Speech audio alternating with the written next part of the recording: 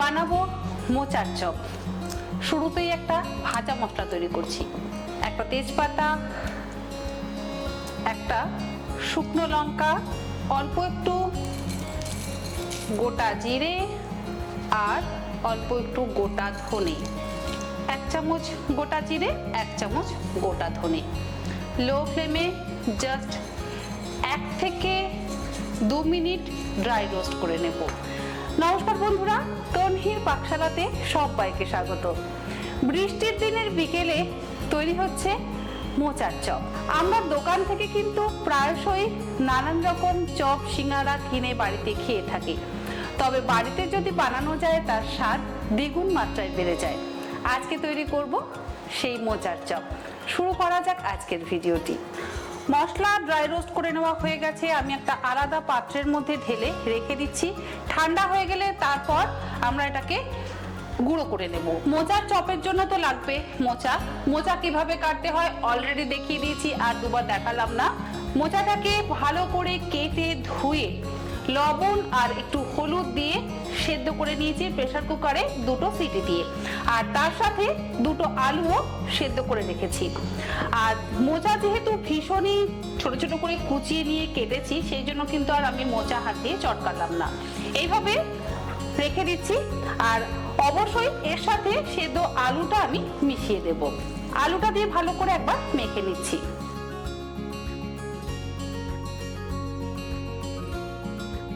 গ্যাসের ফ্লেমটাকে জ্বালিয়ে নিলাম। কড়াইতে দিয়ে দিচ্ছি 2 চা চামচ পরিমাণে সর্ষের তেল। আপনারা চাইলে সাদা তেলও কিন্তু ব্যবহার করতে পারেন। তেলটাকে গরম হতে দিতে হবে। মোচাটাকে কষিয়ে নেব, তাই জন্য তেল খুব বেশি ব্যবহার করবার প্রয়োজন নেই। তেল যদি ব্যবহার বেশি করা হয় তাহলে মোচার চপটা যখন আমরা তৈরি করব হাতে কিন্তু বেশি পরিমাণে তেল লেগে যাবে, আর সেটা চপ বানানোর ক্ষেত্রে কিন্তু সমস্যা তৈরি করতে পারে। তেল গরম হয়ে গেছে, আর গ্যাসের ফ্লেমটাকে আমি লোতে করে দিলাম।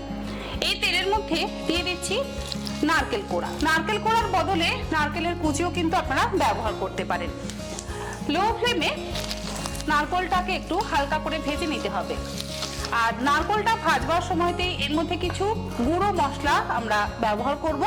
1/4 চা চামচ পরিমাণে হলুদ গুঁড়ো, 1/2 চা চামচ পরিমাণে জিরে গুঁড়ো, 1/2 চা চামচ পরিমাণে ধনে গুঁড়ো, 1/2 চা চামচ পরিমাণে কাশ্মীরি লঙ্কার গুঁড়ো। খুব বেশি মশলা দেওয়ার দরকার নেই। হালকা করে নারকেলটাকে ভেজে নিলাম। হালকা করে ভেজে নেওয়া হয়ে গেলে সেদ্ধ করে নেওয়া আলু আর মোচাটা এই নারকেলের মধ্যে দিয়ে দেব। তারপরে সবকিছু একসাথে ভালো করে লো টু মিডিয়াম ফ্লেমে কষিয়ে নিতে হবে।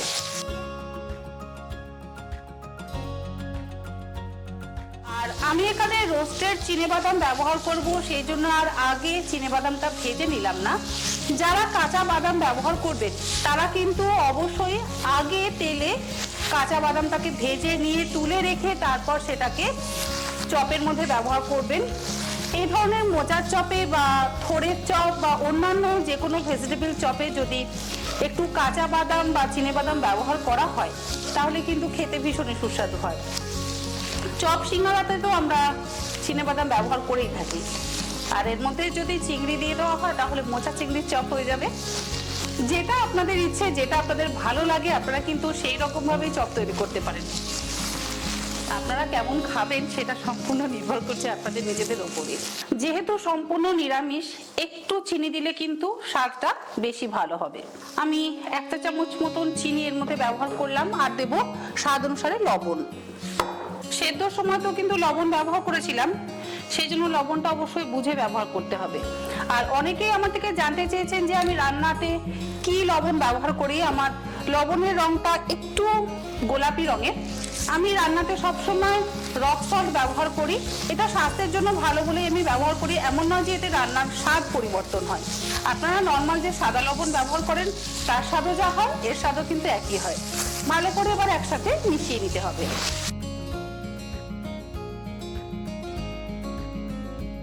চপের পুর কিন্তু মোটামুটি রেডি হয়ে গেছে। এর মধ্যে দিয়ে দেব ড্রাই রোস্ট করে রাখা আগে থেকেই চিনেবাদাম, আর দেব একটু কিশমিশ। এটা সম্পূর্ণ অপশনাল, আপনাদের ইচ্ছে হলে দিতে পারেন, ইচ্ছে না হলে দেবেন না। আমি 10-12টা কিশমিশের মধ্যে দিয়ে দিলাম।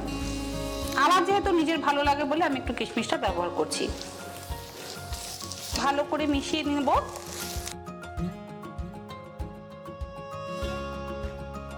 আর দেবো এর মধ্যে ভাজা মশলার গুঁড়ো। যে ভাজা মশলাটা তৈরি করে নিলাম সেটা মিক্সিতে গুঁড়ো করে নিয়েছি, সেই ভাজা মশলাটা গুঁড়ো এর মধ্যে দিয়ে দেব। ভাজা মশলার গুঁড়ো ব্যবহার করলে খুব সুন্দর একটা গন্ধ আসে যে কোনো চপের ক্ষেত্রে। 2 চা চামচ পরিমাণে ভাজা মশলার গুঁড়ো দিয়ে দিলাম, সবটা লাগছে না। বাকিটা ঢাকা দিয়ে রেখে দেবো কোনো এয়ারটাইট কন্টেনারের মধ্যে, যে কোনো সময় ব্যবহার করতে পারি। ভালো করে মিশিয়ে নিলেই কিন্তু আমাদের চপের পুর তৈরি। অনেকেই বলেন যে চপের পুর তৈরি করার পর যে টাইট ভাবটা থাকে সেটা হয় না। যদি টাইট ভাব না হয় সেক্ষেত্রে আপনারা বিস্কুটের গুঁড়ো বা পাউরুটি একটা এর মধ্যে ব্যবহার করতে পারেন। ব্রেড ক্রাম্ব বা টোস্ট বিস্কুটের গুঁড়ো বা পাউরুটি যে কোনো কিছু আপনারা এর মধ্যে অল্প একটু ব্যবহার করবেন, তাহলেই সুন্দর বাইন্ডিংটা চলে আসবে। চপের পুর তৈরি হয়ে গেছে। চপের পুর ঠান্ডা করে নেওয়ার পরে কিন্তু চপগুলোকে গড়তে হবে। গরম অবস্থায় কখনোই চপ গড়া যাবে না।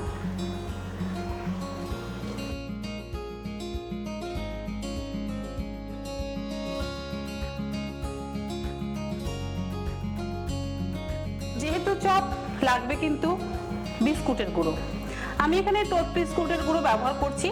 আপনারা চাইলে ব্রেড ক্রাম্বও ব্যবহার করতে পারেন। আবার যদি ব্রেড ক্রাম্ব না থাকে সেক্ষেত্রে আপনারা বেসন দিয়েও কিন্তু চপগুলোকে কোট করে নিয়ে ভাজতে পারেন। তবে আমার মনে হয় একটু ব্রেড ক্রাম্ব বা বিস্কুটের গুঁড়ো যদি ব্যবহার করা হয় তাহলে যে কোনো মোচা বা ভেজিটেবল চপ খেতে বেশি সুস্বাদু লাগে। চপগুলোকে কোট করবার জন্য আমি একটা বাটির মধ্যে নিয়ে নিচ্ছি 1 টেবিল চামচ পরিমাণে ময়দা, 2 টেবিল চামচ পরিমাণে কর্নফ্লাওয়ার, তার মধ্যে অল্প একটু লবণ ব্যবহার করব। এবার অল্প একটু জল দিয়ে একটা পাতলা ব্যাটার তৈরি করব। সরি, অল্প না, মোটামুটি হাফ কাপের থেকে একটু কম জল দিতে হবে। তার একটা পাতলা ব্যাটার তৈরি করব। ব্যাটার কিন্তু খুব বেশি ঘন হবে না, ঠিক এইরকম পাতলা একটা ব্যাটার তৈরি করতে হবে।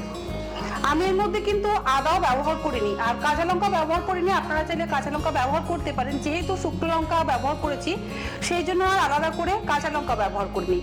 আপনারা চাইলে শুরুতে কিন্তু আদা কাঁচা লঙ্কা বাটাও ব্যবহার করে তারপর মোচার যে পুরটা হয় সেটা বানাতে পারেন। ব্যাটার আমাদের তৈরি হয়ে গেছে, একদম পাতলা একটা ব্যাটার। এবার এই মোচার যে পুরটা আছে সেটাকে যেরকম ইচ্ছে আপনাদের সেরকম শেপ দিয়ে নিতে পারেন। চাইলে আপনারা এইরকম লম্বা শেপ দিতে পারেন, আবার চাইলে আপনারা এইভাবে ঠেকুয়ার যে শেপটা হয় সেই শেপও দিয়ে নিতে পারেন, আবার চাইলে আপনারা গোল শেপও কিন্তু দিতে পারেন। এরকম 4টা গোল, যেটা আপনাদের ভালো লাগবে সেই রকম শেপ আপনারা দিয়ে মোচার চপগুলোকে গড়ে নিতে পারেন। আমি একটু লম্বা লম্বি এরকম শেপ দিয়ে নিলাম। তারপরে এই কর্নফ্লাওয়ার আর ময়দার ব্যাটারে একবার কোট করে নিয়ে তারপরে আমি এটাকে বিস্কুটের গুঁড়োর মধ্যে কোট করে নেব। এটা আমি ডাবল কোট করব, সিঙ্গেল কোট করলে কিন্তু হবে না। সবসময় চেষ্টা করবেন যে কোনো চপ ডাবল কোট করার। ভালো করে বিস্কুটের গুঁড়োটাকে মাখিয়ে নিতে হবে।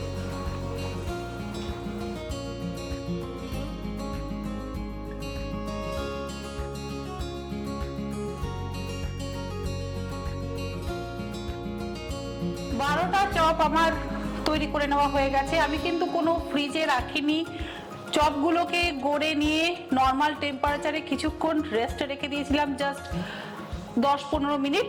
এবার চপগুলোকে ভাজবো। আর চপগুলোকে ভাজবার জন্য কড়াইতে দিয়ে দিচ্ছি বেশ কিছুটা পরিমাণে সাদা তেল।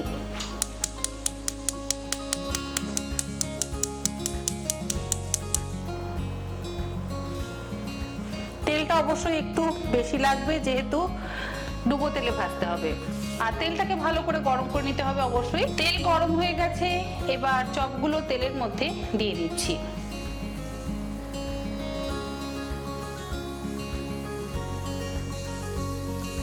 গ্যাসের ফ্লেমটাকে মিডিয়ামে রেখে চপগুলোকে উল্টে পাল্টে ভালো করে ভেজে নেব। আর একসাথে তেলের মধ্যে কিন্তু সবকটা চপ দেব না, একসাথে যদি সবকটা চপ ভাজা হয় তাহলে সমস্যা হবে, তাই ছোট ছোট করে চপ আমি তেলের মধ্যে দিয়ে ভেজে নিচ্ছি।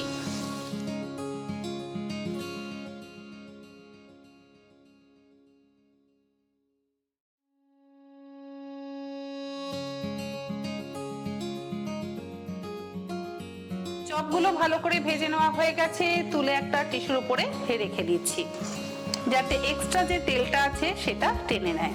আর এই একই রকম ভাবে বাকি চপগুলোকেও কিন্তু ভেজে নেব। সবকটা চপ আমার ভেজে তুলে নেওয়া হয়ে গেছে।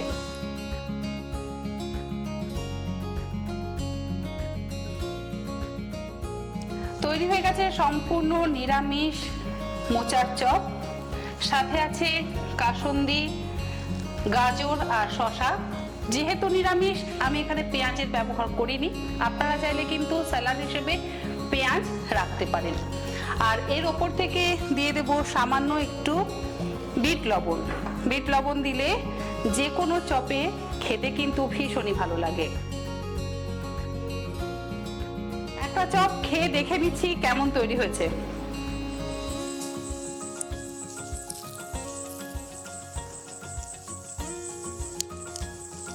পারফেক্ট হয়েছে।